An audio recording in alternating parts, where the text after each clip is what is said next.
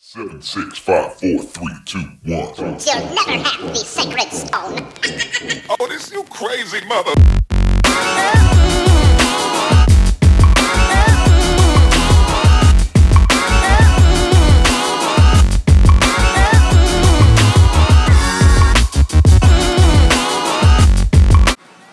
Hey everybody, welcome back. Leopazzo, you know what it is, that's the channel. Go ahead and subscribe right now if you guys haven't subscribed, and thank you very much for tuning in, guys.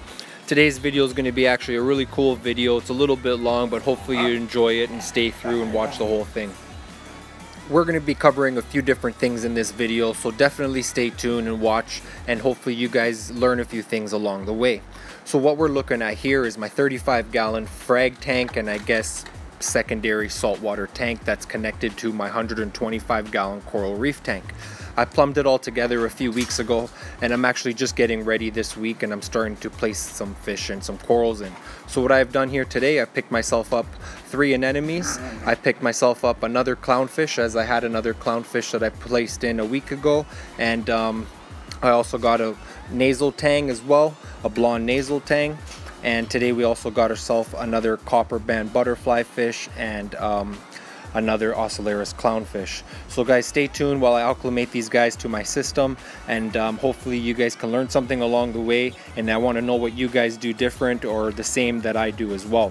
And we're also going to be doing a water change, cleaning the skimmer, and looking over the whole system as a whole.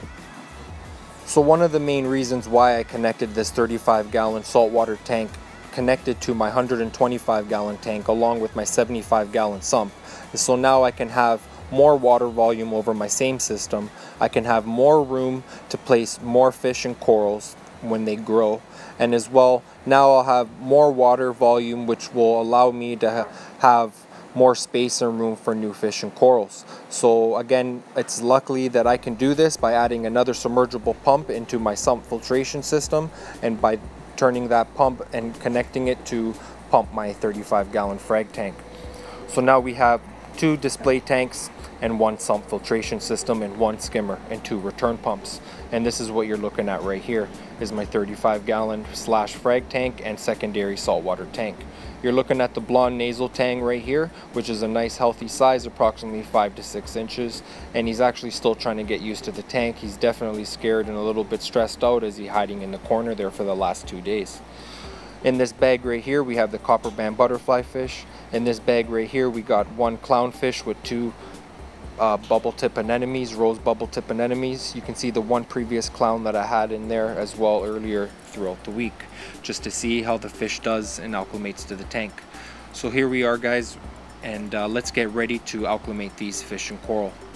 So what I've done here is I opened up the bag of the first bag that had the clownfish and the 2 anemones, and what I've done, I placed them inside this bucket, and I've started a 1/4-inch drip line from my overflow box of my 125-gallon tank into this bucket, so the fish can slowly acclimate to my tank water and get used to my tank water, so when they enter the tank it's not such a big adjustment for them. In the meantime, while I was taking this video and didn't start the acclimation with the drip line, I just placed the bags inside the tank and let them get acclimated like that, slowly at first, and then from there I would do the 1/4-inch drip line inside the bucket, as I'm doing right now.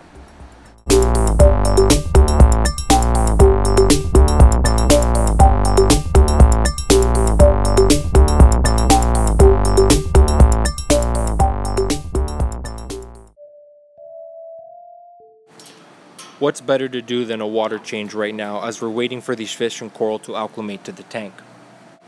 So what I've done here is I started to siphon from my 125-gallon display tank into this Rubbermaid container, which is approximately 15 gallons. And this other 15-gallon Rubbermaid container holds my salted water that I've already pre-mixed the day before.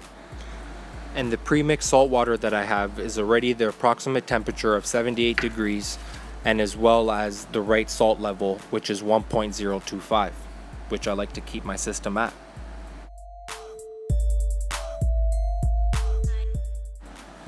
Another thing that I wanted to point out here is that when I siphon out some water, we got approximately 2 inches of water that's exposed there to the corals, which we have some corals that are exposed to the air, and this is why we need to do the water change as quick as possible.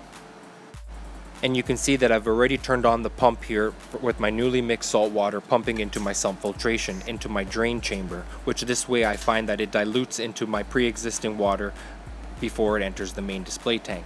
Next we have the protein skimmer. This Coralbox Cloud 9 protein skimmer has been working like a champ for me and has been setting at the same setting from day one, or actually week one, and has been working for me fantastic. So what we're going to do here at the same time is clean the skimmer.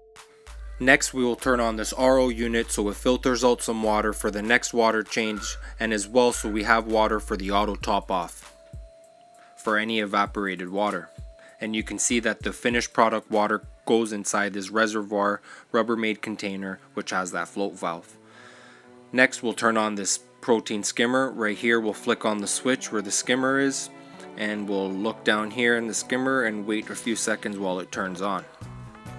Since we're here, we'll do a quick review of this Coralbox protein skimmer Cloud 9 model.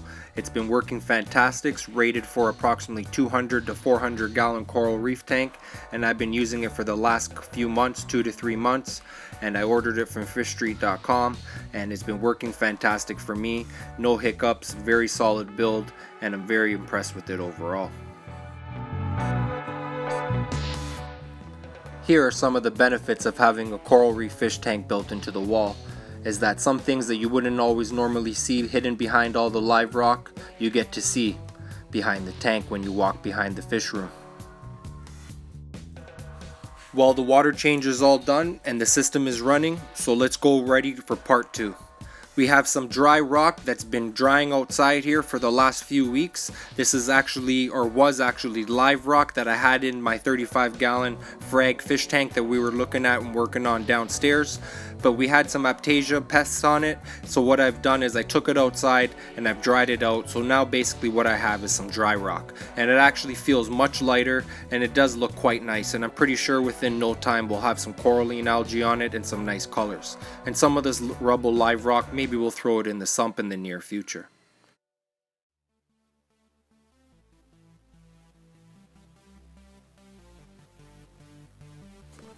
So here we are back downstairs, and we're ready to place in these couple of pieces of live rock, or should I say dry rock.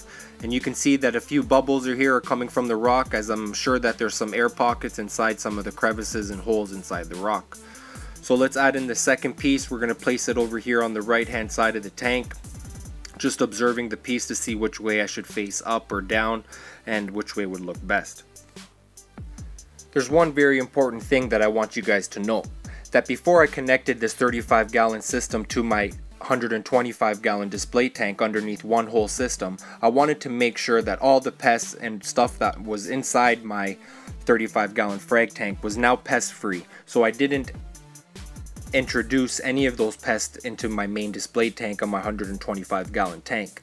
This is the reason why I dried out the live rock and as well killed all the pests. So I'm basically starting from scratch. So right now I'm not really worried on changing the bioload to my system, as I'm adding only dry rock to the system, and there's no bacteria or anything on this rock that can actually fluctuate or change my tank that I'm really too concerned about.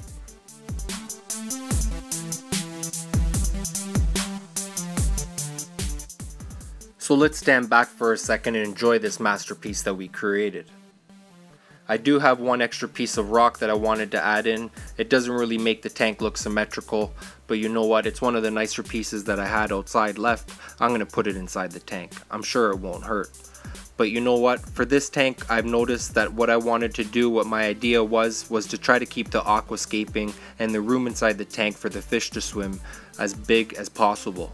I actually was thinking about not adding any rock at all, because I wanted to get some maybe shark eggs or some fish that they can swim around and not bump and scratch themselves along the live rock, which happens on my 125-gallon display tank here, as I do have quite a bit of live rock, and most of the fish that I do have inside the tank are smaller, so they can find somewhere to hide.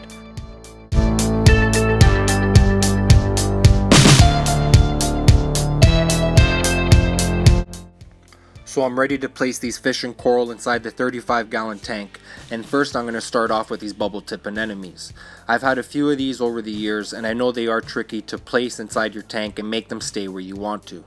but this is what I'm going to try, and hopefully they stay. So stay tuned, and hopefully you guys see in the next few weeks if they're still in the same spot that I put them in.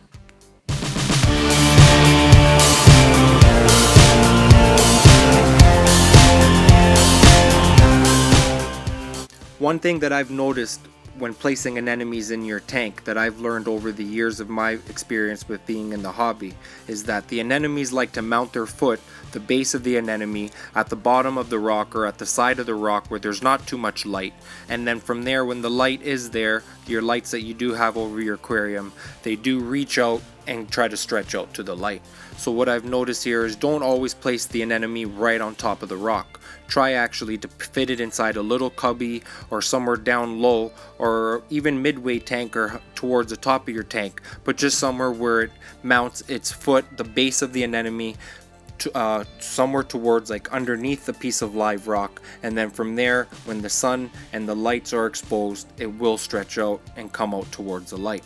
But I noticed the base does want to stay somewhere where there is not much light and it's kind of hidden. So you can see here, that's pretty much what I'm trying to do with this third anemone right here. It's towards the bottom of the rock. There is a little cubby. I'm hoping that the footstool of the anemone mounts itself to the base of the rock there, and then hopefully I can wedge it in here with this other piece of coral frag here, piece of live rock, so it doesn't really move. It's kind of wedged in there. So hopefully that works, and we'll see how it does in a few weeks. Another very important thing when placing an anemone inside your tank is you want to make sure you turn off your wave makers and power heads, as they can easily stir up the flow of the tank and create the anemone to go inside the power head and chew it all up, and it will be dead in no time. So here we are, ready to place the last two fish inside the 35-gallon tank, the copper band butterfly fish and the clownfish Nemo.